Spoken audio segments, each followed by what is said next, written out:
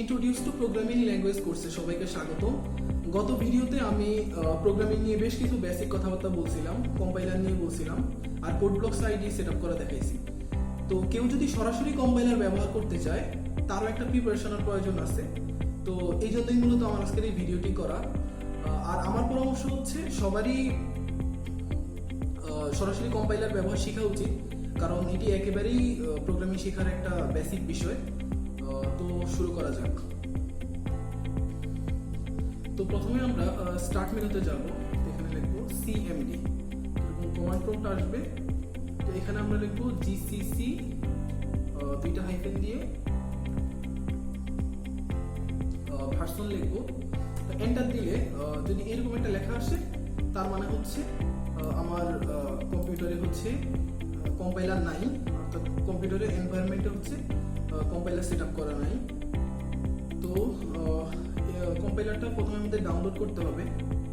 তো আমরা মূলত জিসিসি কম্পাইলার ডাউনলোড করব, MinGW জিসিসি কম্পাইলার। তো আমরা ব্রাউজারে গিয়ে লিখব MinGW। তো এটা হচ্ছে MinGW এর অফিসিয়াল সাইট। তো আমরা এখানে যাব। তো এখানে আমাদের বাম দিকে এরকম দেখা যাবে যে ইনস্টল MinGW ডাউনলোড ইনস্টলার। এখানে ক্লিক করলে হচ্ছে আমাদের ইনস্টলারটা ডাউনলোড হবে।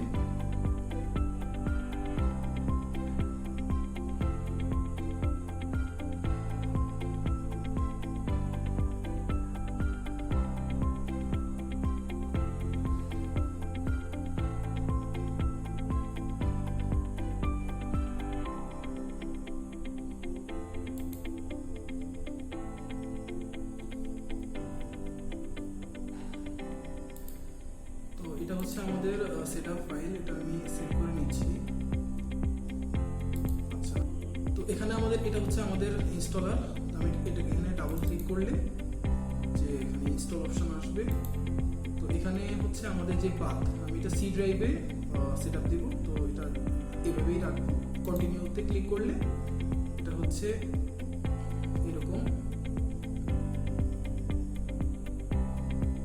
কিছু ফাইল ডাউনলোড হবে।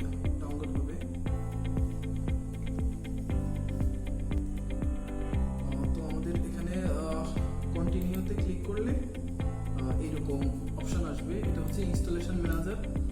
তো এখানে বেশ কিছু অপশন পাওয়া যাবে।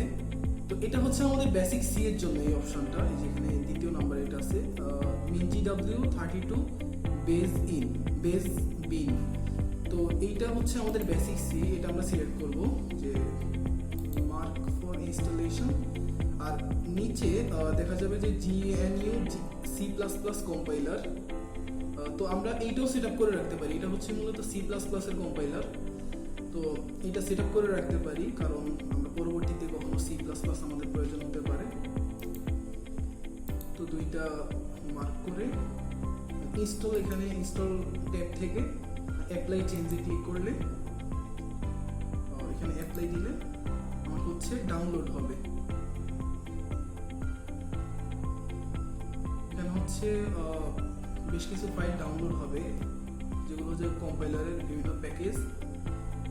তো এটার ফাইল সাইজ হয়তো বা 190 MB মতো হতে পারে।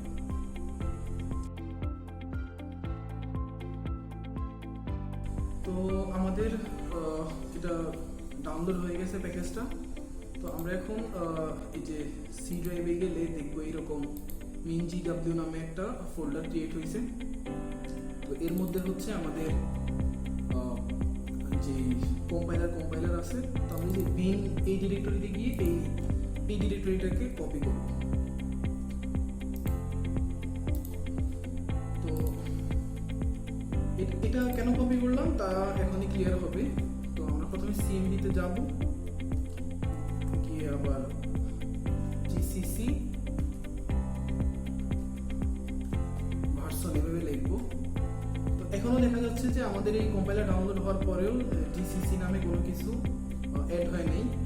তো আমরা এইটা ঠিক করার জন্য মূলত প্রথমে যাব পাথ লিখলে আমরা দেখব এরকম edit the system environment variable. তো এখানে গেলে আমরা দেখবো এনভায়রনমেন্ট ভেরিয়েবল। তো এখানে পাথ নামে একটা অপশন পাবো নিচে। তো আমরা এটাকে এডিট করে নিউ ক্লিক করে এখানে এই যে ডিরেক্টরিটাকে কপি করছিলাম এটা এখানে দিব, সি mingw bin। ওকে, আর এই যে আমাদের এখানে যে পাথ, এখানে আরেকটা আছে, চাইলে আমরা এখানেও দিতে পারি।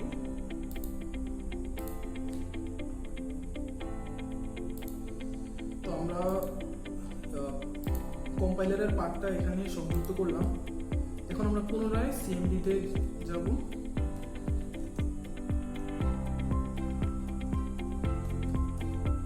এই যে এখন দেখা যাচ্ছে যে আমাদের এটা রেসপন্ড করছে যে জিসিসি 5.1.0। তো তার মানে হচ্ছে আমাদের এই জিসিসি কম্পাইলারটা, অর্থাৎ যে আমাদের mingw জিসিসি কম্পাইলারটা এখানে সংযুক্ত হয়েছে। তো কারো যদি জিসিসি তে রেসপন্স না করে তাহলে জি প্লাস প্লাস দিয়েও ট্রাই করে দেখতে পারেন।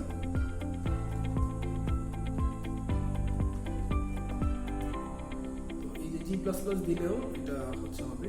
তো জিসিসি অনেকের ডাউনলোডের সাথে জিসিসি আসে না, কিন্তু জি প্লাস প্লাস হচ্ছে মূল, এটা থাকবে আশা করি।